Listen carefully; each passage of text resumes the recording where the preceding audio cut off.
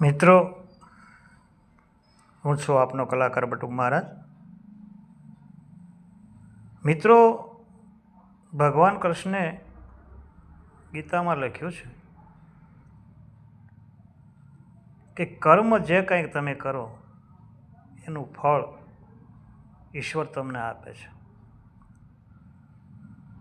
ચાહે ખરાબ કર્મ કરો કે સારું કરો, સારું કરો તો સારું ફળ મળે છે, ખરાબ કરો તો એનું ખરાબ ફળ મળે છે. માટે કર્મ હંમેશા સારા કરો. ક્યાંય એવું નથી લખ્યું કે ભાઈ તમે દોરા ધાગા કરાવો તો તમને આમ થશે, જોવરાવો તો આમ થશે, તમારા રોગો મટી જશે. તમારે કાંઈ કરવાની જરૂર નથી. ખાલી દોરા ધાગા કરાવી અને તમે દોરા બાંધી દેશો હાથે એટલે મટી જાય. એવું ક્યાંય લખ્યું છે ગીતામાં? નહીં. ખાલી ને ખાલી કર્મને આધીન છે જિંદગી. કોઈ દુઃખ ભોગવતો હોય, કોઈ સુખ ભોગવતો હોય, તો એનું કારણ ખાલી કર્મ છે. એના કર્મનું ફળ એને મળે છે. ઘણીવાર માણસ સુખી હોય અને કર્મો આપણે જોતા હોય કે ભાઈ આટલો બધો સુખી કેમ છે, કર્મ તો આવું કરે છે. પણ એનું જમા પડેલું હોય એ એટીએમમાં જ્યાં સુધી હોય ત્યાં સુધી પૈસા નીકળે, પછી નીકળતા બંધ થઈ જાય.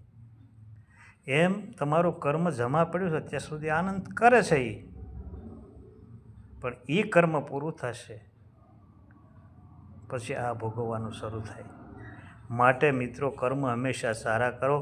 કારણ કે મીરાબાઈએ કીધું છે કે કર્મનો સંગાથી રાણા મારું કોઈ નથી. એનો સંગાત કોઈ નથી. કર્મ તમે કરો જે એ તમારે જ ભોગવવું પડે, સારું કરો યા ખરાબ. એટલે કર્મનો સંગાથી રાણા મારું કોઈ નથી. એકરે માતાના બે દીકરા, લખ્યા એના જુદા જુદા લેખ.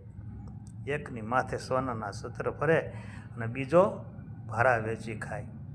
કર્મનો સંગાથી રાણા મારું કોઈ નથી. એકરે ગાયના બે વાછડા, એકરે બન્યો શિવજીનો પોઠિયો અને બીજો ઘાંચીને ઘેર. કર્મનો સંગાથી રાણા મારું કોઈ નથી.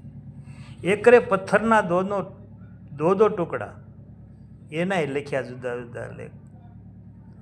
એકરે બન્યો પ્રભુની મૂર્તિ અને બીજો ધોબીને ઘાટ. કર્મનો સંગાથી મારા રાણા મારું કોઈ નથી. કર્મનો સંગાથી કોઈ છે જ નહીં. જે કર્મ તમે કરો એ તમારે જ ભોગવવા.